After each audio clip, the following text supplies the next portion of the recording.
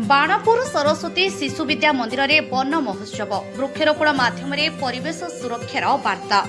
बाणपुर सरस्वती शिशु विद्या मंदिर परिसर में उत्साह और उद्दीपनार सहित वन महोत्सव कार्यक्रम अनुष्ठित होईछि। समाजसेवी अनंत चरण खटे अध्यक्षतार आयोजित यह कार्यक्रम वृक्षरोपण सहित परिवेश सुरक्षा और सबुज परिवेश गठन उपरे गुरुत्व दिया। कार्यक्रम अवसर में विद्यामंदिर परिसर में विभिन्न प्रकार चारारोपण करा।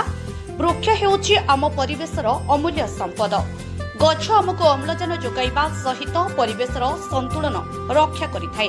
तेणु अधिकरु अधिक गछ लगाइबा सहित लगाइथिबा गछर जत्न नेबा आवश्यक बोली मुख्य अतिथि गोलक बिहारी परिडा, आईनजीवी श्याम मिश्र, शिक्षक भिकारी चरण प्रधान रमेश दास, लक्ष्मीधर प्रधान, लक्षण प्रधान, रवींद्र मानसिंह, सुनीता पाणिग्राही, सांबादिक प्रबोध विश्वाल, आम अधिकार खबर कागजर संपादक शेख रोशन, सरस्वती शिशु विद्या मंदिर प्रधान शिक्षक अविनाश पट्टनायक उपस्थित अतिथि माने मत व्यक्त करथिले।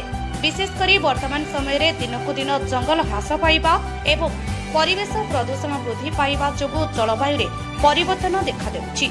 एभली समय वृक्षरोपण केवल एक कार्यक्रम नुहे बरम आगामी पीढ़ी पाई एक सुस्थ और सुंदर परिवेश गढ़िबार दायित्व बोली कुहासाइथिला। एही अवसर में विद्यालय छात्र छात्री, शिक्षक शिक्षयित्री एवं अन्य माने उपस्थित रही वृक्षरोपण में सामिल होइथिले। छात्र छात्री माने गछर जत्न नेबा एवं परिवेश को सबुज रखिबा पई सचेतन होइथिला। समाजसेवी अनंत चरण खटेई कहिथिले जे परिवेश सुरक्षा पई प्रत्येक मनुष्य निज दायित्व बुझिबा दरकार। ब्यूरो रिपोर्ट, आम अधिकार। मु श्याम सुंदर मिश्र, एडवोकेट, बाणपुर सरस्वती शिशु मंदिर संपादक। आज सरस्वती शिशु मंदिर वन महोत्सव होता। हाँ, वन महोत्सव होता आम ये आम से समस्त आयोजन करूँ सुचारू रूपे पालन हो वृक्षरोपण भी पिला सचेतनता दि जाइए। उपस्थित अतिथि माने पिला वृक्षरोपण वृक्ष कौन सब आईन रही तारी सब तथ्य देते। मु लक्ष्मीचरण प्रधान, मु प्राक्तन शिक्षक भेटनाथ विद्यापीठ, मुझे फाउंडर भी दायित्व मैंने निर्देश दिगला। वृक्ष आरंभ रू शेष पर्यंत जन्म ठू तार मरिया पर्यंत मरीगला दौर से विषय कहला।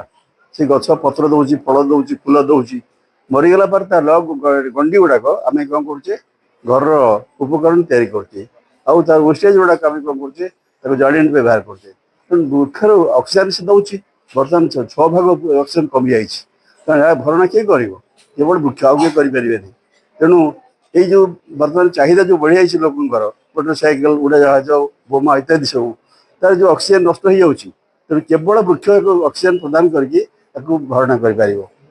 भिकारी चरण प्रधान, जड़े प्राक्तन प्रधान शिक्षक एवं शिशु साहित्यिक, पिला लेखालेखि करे पिला कार्यक्रम करे।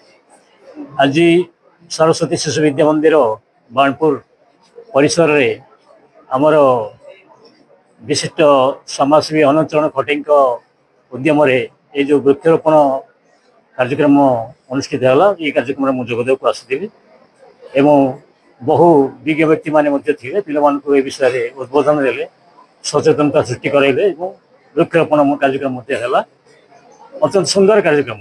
तेणु आम जे केवल वृक्षरोपण सप्ताह निर्दिष्ट गोटे मसरे पालन करने नुह, वर्ष जाक आम वृक्षरोपण करार आमर रही कार्यक्रम रही आमर यहाँ उचित। रमेश चंद्र दास, इंग्रेज अध्यापक। अति सुंदर कार्यक्रम वन महोत्सव आमर खाली ओडिशा नुहे भारत विभिन्न कोण हवा दरकार। वन महोत्सव जो आज परिवेश सुस्थ होगा लगी। किंतु आज ये जो कार्यक्रम आमर सरस्वती शिशु विद्या मंदिर है, ये जो परिवेश मत बहुत आप्यायित कारण प्रथम जो श्लोक स्तोत्र पढ़ाला ये जिनस गुड़िक पुराण जुगरू ये वायुमंडल को प्यूरीफाई कर साहाय्य करे।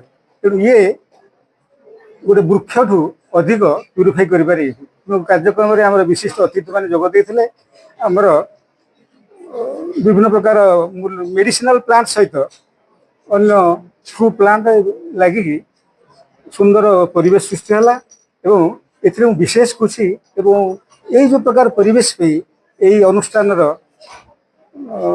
ସଭାପତି ଏବଂ ଆଚାର୍ଯ୍ୟଙ୍କୁ ମୁଁ ହୃଦୟର ନିବୃତ୍ତ କୋଣରୁ ଅଶେଷ କୃତଜ୍ଞତା ଜ୍ଞାପନ କରୁଛି।